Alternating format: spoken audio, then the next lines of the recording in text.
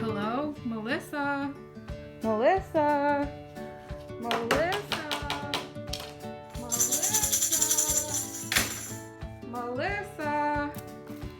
Oh, sorry. I didn't see you there. I just had to find out how this book ends. It's called The Family Upstairs by Lisa Jewell. You might like it. Let me tell you all about it. The story is told through the point of views of three characters, Libby, Lucy, and Henry, and the setting also goes from the present to the past. Libby Jones finally receives the letter that she has been waiting for. Just shortly after her 25th birthday, she finally finds out who her real parents are.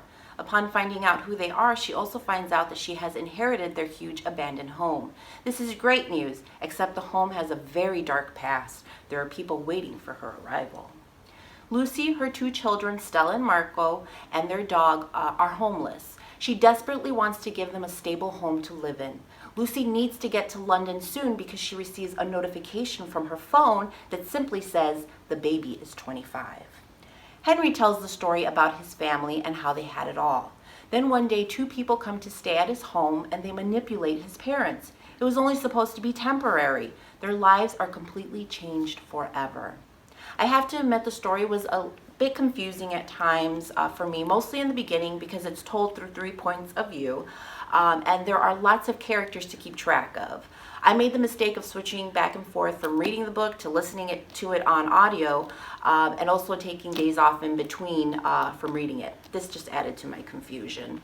The story does pick up halfway through, and I couldn't put the book down. Everything started to make sense to me.